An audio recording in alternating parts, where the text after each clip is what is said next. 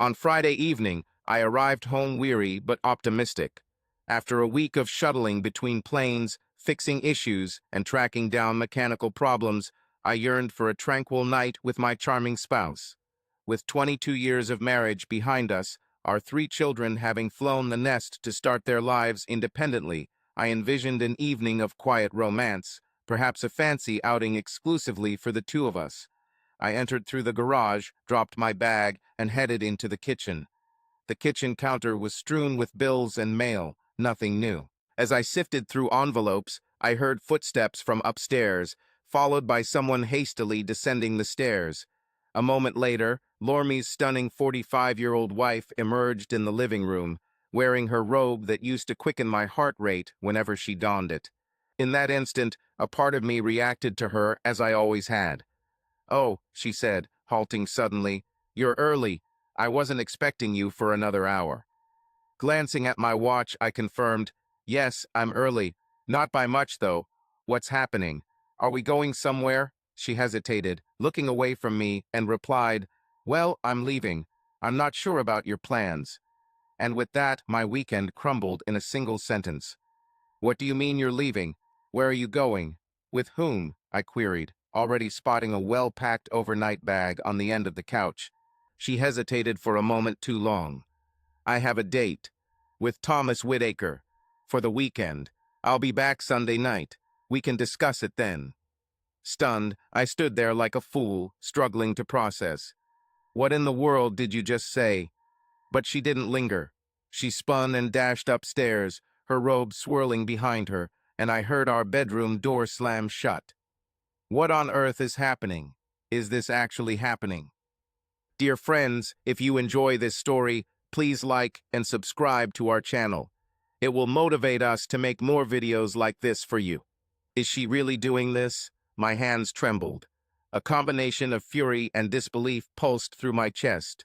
I required reinforcements. I needed spectators to corroborate this, so she couldn't shift the blame onto me later. I swiftly retrieved my phone from my pocket and dialed my daughter. I wouldn't let Laura portray me as the antagonist in this narrative. I snatched her handbag from the kitchen counter and emptied it onto the coffee table. "Sarah, you need to return home immediately," I said urgently. "She's hurt her head. She needs aid." "What?" "Oh my God, I'm on my way," she replied, her voice filled with concern before ending the call. Following this, I texted Lee Madded. "Tell Noah to rush over. Quickly." His prompt reply arrived.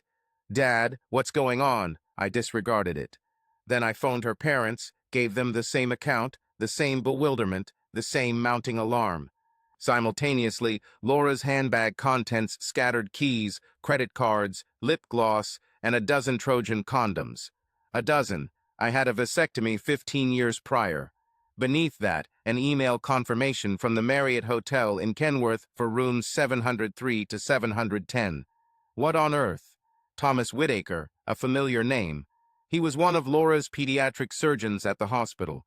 We had crossed paths at those annual hospital Christmas gatherings over the years. Smooth talking and arrogant, with a fake grin, made my skin crawl. And his wife, Rebecca, stunning physique and eyes that seemed to hold secrets she might not be allowed to verbally share. I gritted my teeth, took her credit cards and keys, and pocketed the hotel confirmation as a precaution. Then I unlocked her phone. Coincidentally, it was our anniversary that served as the passcode. How romantic. While she was likely still upstairs, preparing for her little romantic escape, I snatched the emergency contacts list from her work binder. Found Dr. Mark Brennan called Mrs. Whitaker's home number. She wasn't expecting it, but answered anyway. "Ah, I was anticipating a call from your husband," she said. "I remember meeting you both at last year's holiday party. You see, Thomas and I had been discussing you just a few days ago." There was a pause before she spoke again, with more caution in her voice. "However, it seems I received the wrong call. Is everything all right?" Mark confirmed that he was indeed Mark Brennan, husband of Laura Whitaker, head nurse at the hospital where Mr. Whitaker worked. The tension grew. "So, your husband isn't currently home?" Mrs. Whitaker replied. "No, he's in Boston for a surgical conference." Why do you ask? Mark's voice became harder as he spoke. I'm afraid I have to inform you that I believe Mr. Whittaker is not actually in Boston. A heated disagreement just occurred with my spouse. She informed me she would be at the Marriott in Kenworth over the weekend, apparently with your husband. She said she'd return Sunday night. Silence filled the line on the other end.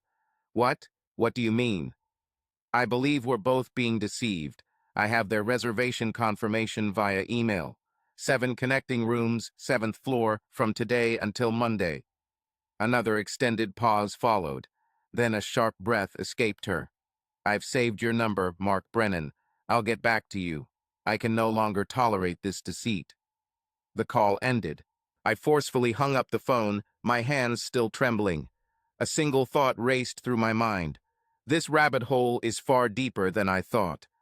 I retrieved the emergency contacts list again and dialed Natalie Roberts, the director of health services at the hospital. She and Laura were friends. Natalie, this is Mark Brennan. And Carl, her husband, he's a detective sergeant, isn't he? She answered on the second ring. Yes, hello? Laura's spouse. A worried exclamation emerged from the speaker. Indeed, I responded harshly. It appears there might be an inappropriate relationship between your Dr. Whittaker and my wife. I want it examined thoroughly and halted immediately. Unfortunately, Mark Roman II can't speak now. I must leave. Click.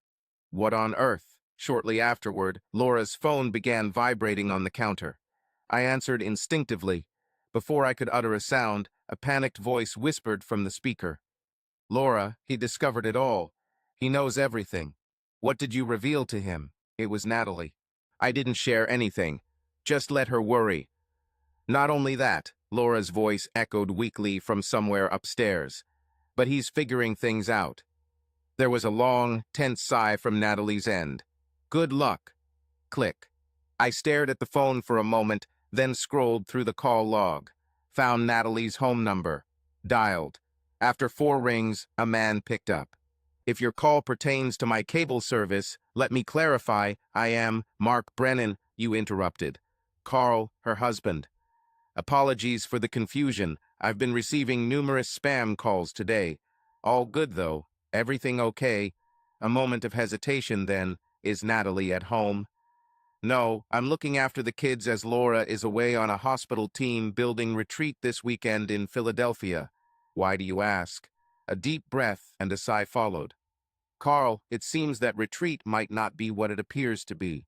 I've just discovered Natalie is allegedly meeting with Dr. Whittaker over the weekend, and it looks like she's somehow involved. 7 rooms booked under his name at a hotel in Kenworth. 7 rooms. It's more than just the 3 of them. Pause. Do you share my concerns? I inquired. Carl pondered for a while before responding. I can't say I know what to think, but I do know one thing. Laura won't be leaving our home tonight, no matter what happens. Even if it means facing jail time, I want to hear from you if you find anything. Stop behaving recklessly. It was simple for him to say. I swiftly ended the call as Laura was making her dramatic descent down the staircase, resembling a villain from a soap opera. She donned a tight red silk dress, clinging so closely to her body it appeared sewn on, with a neckline dipping almost to her navel and a side slit stretching nearly to her thigh. Upon noticing her purse and its scattered contents on the table, she halted abruptly. What in the world, Mark? I have to go. Why did you mess up everything? She began rushing to gather her things, but I moved towards her, my voice low yet stern. Oh, no, no, you're not leaving. Not tonight. Sit your unfaithful self down and be quiet. She paused, her hands shaking. I don't belong to you, she retorted softly. I have the freedom to do what I want with my body. I responded, my laughter filled with bitterness and coldness. Oh, really? Then it seems I can do whatever I want as well. How do you like that? Without a second thought, I acted. Fury, betrayal, and astonishment surging, I swiftly grabbed the deep neckline of her dress and pulled it harshly. The fabric ripped like paper. In a flash, Laura stood there, nearly exposed, with an open-cup bra, smoky gray lace garter belt, and sheer stockings clinging to her legs. lingerie that I now understood had no connection to me. She screamed and took a step back. "What's wrong with you?" she demanded, staring at my dress. "This dress?" I replied, my voice icy. "Yes, it's mine. I bought it for our 25th wedding anniversary. Just like all this revealing lingerie. If you think you're leaving here dressed like that to sleep with some doctor in a hotel, think again." As if on cue, my phone rang. I picked it up, still looking at her. "Yes?" the voice asked. "This is Rebecca Whittaker." I froze. "What is it?" "You were correct. I phoned the police about the stolen car, which I had purchased in my name for Thomasitz. He was stopped by the police just a few minutes ago. He informed them it was his vehicle, arguing he had the legal right to drive it." She gave a cynical laugh. "The authorities called me, and I informed them he's not my husband at all." You could hear the terror in his voice when I said that over speakerphone. He immediately asked for an attorney. "He's now under arrest, and the vehicle has been seized." She took a moment to catch her breath. "Make sure you tell your wife. If it happens again, I'll personally retrieve her." While we were still on speaker, Laura's face paled upon hearing the name Rebecca. She let out a cry of alarm.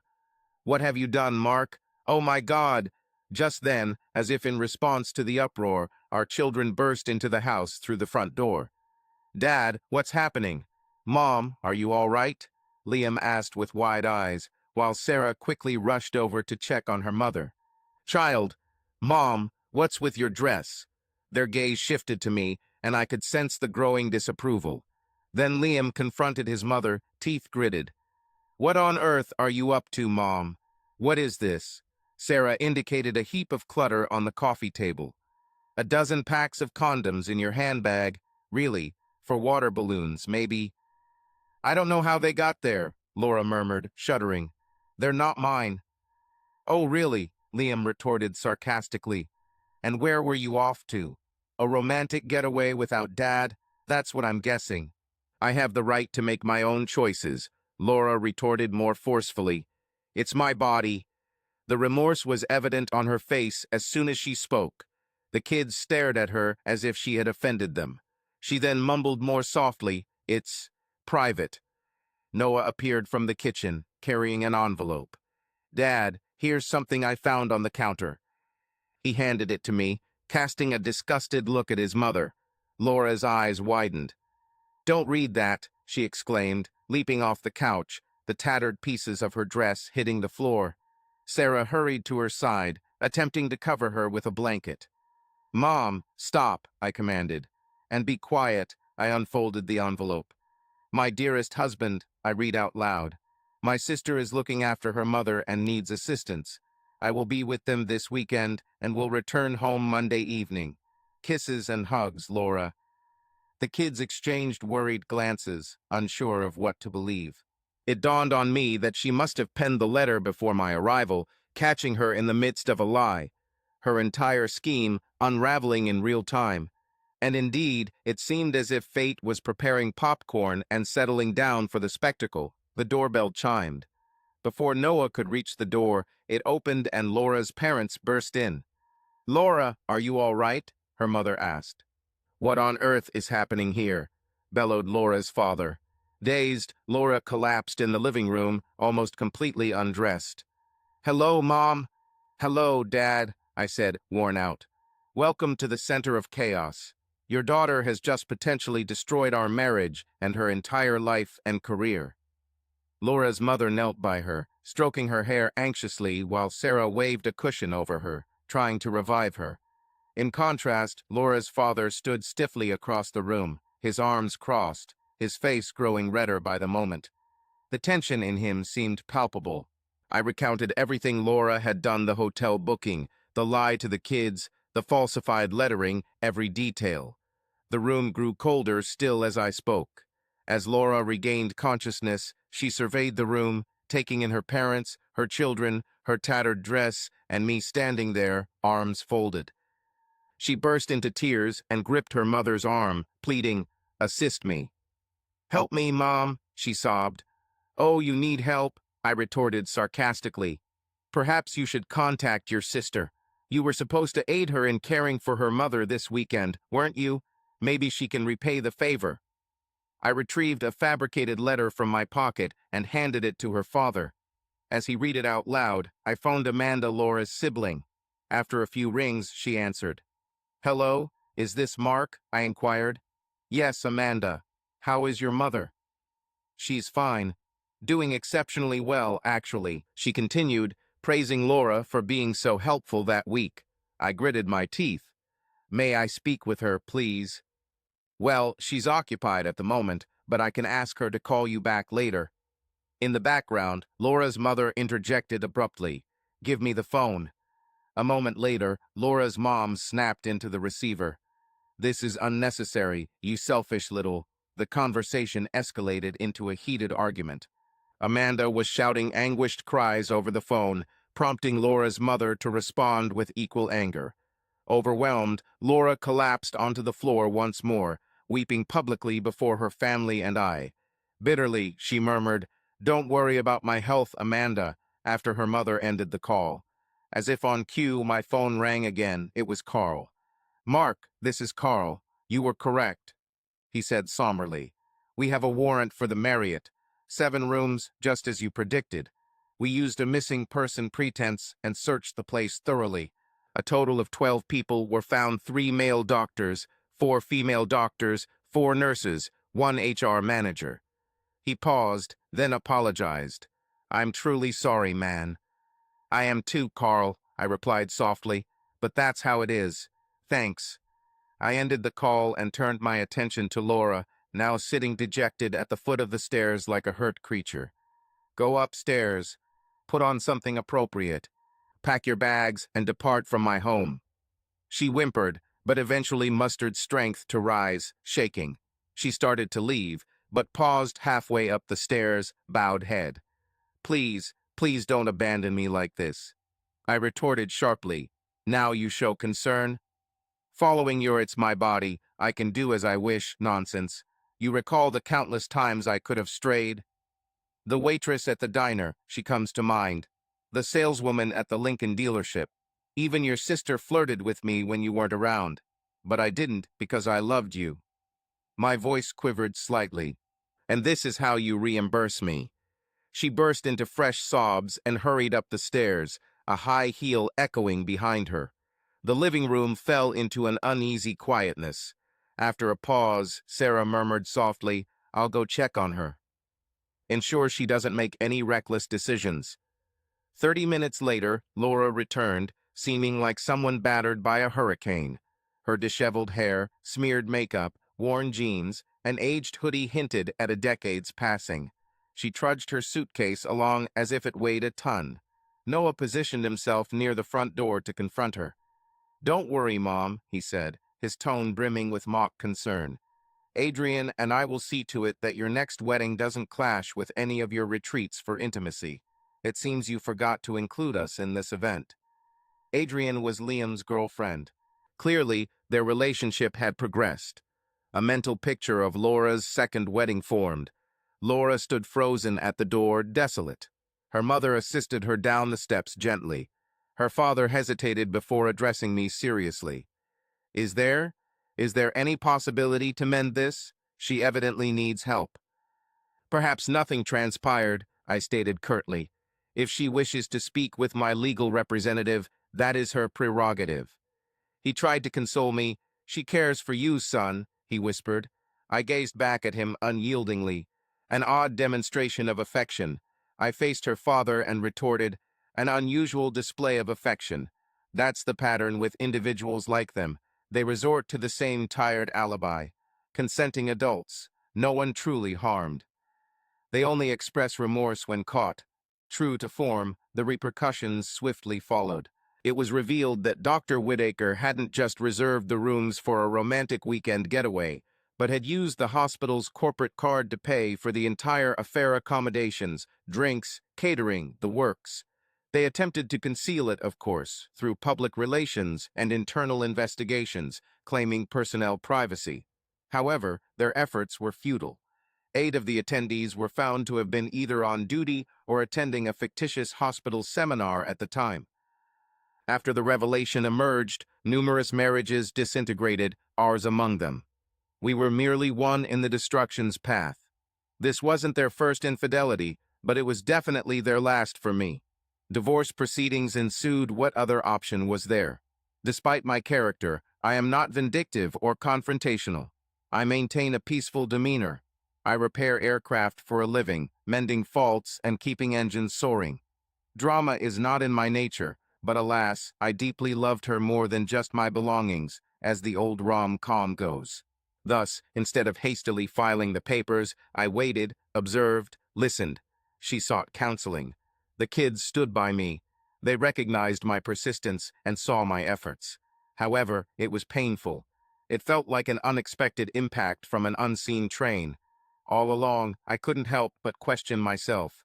How could I have been so oblivious? United Airlines granted me an extended medical leave, empathizing with my situation. They truly did understand. Simultaneously, Laura lost her employment, as did the rest of that troupe. Dr. Whitaker, dismissed, sued. One Natalie Roberts and her assistant were acquitted, leaving the hospital with a nurse shortage and frantically searching for doctors while attempting to conceal their actions. Laura, however, was not an innocent party. She had joined their hidden sex ring willingly after being targeted by them for over a year. Natalie manipulated Laura, insinuating that it was empowering and that many men found it attractive when their wives were with other men. After 6 months of this persuasion, Laura agreed. It took me over a year to start feeling like myself again. I kept pondering the same question. Was it better to have her or not? I couldn't decide. I developed an unusual level of vigilance towards her, constantly questioning if everything was okay between us.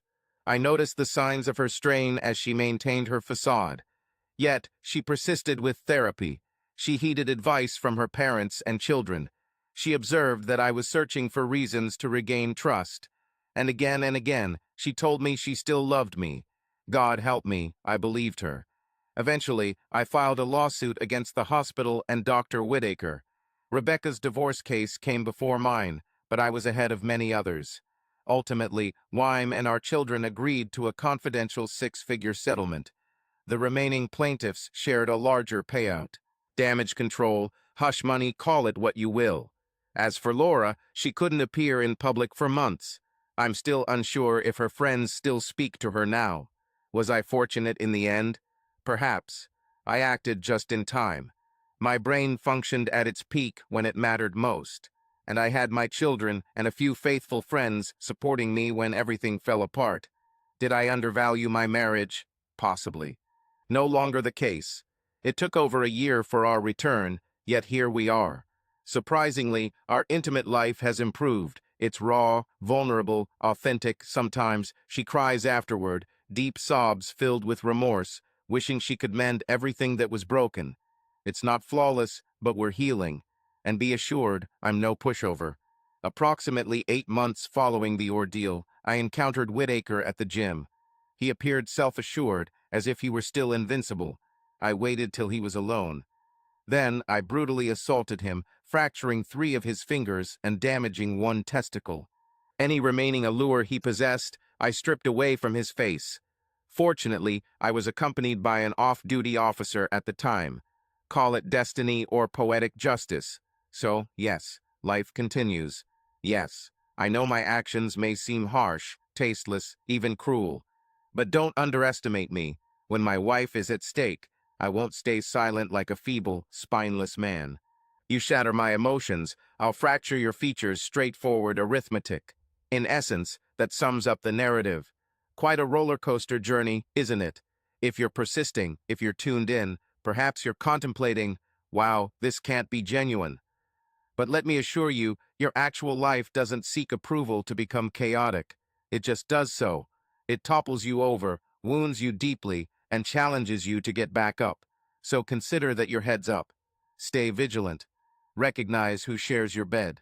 Because often, the individual you trust the most might be the one concealing a weapon behind their back. Subscribe to this channel so your significant other doesn't transform into your biggest betrayer. And stay put, because the following tale, you haven't heard even a fraction of it yet. This was merely a prelude, And for the underage viewers, switch off. Seriously, you're not prepared for what lies ahead.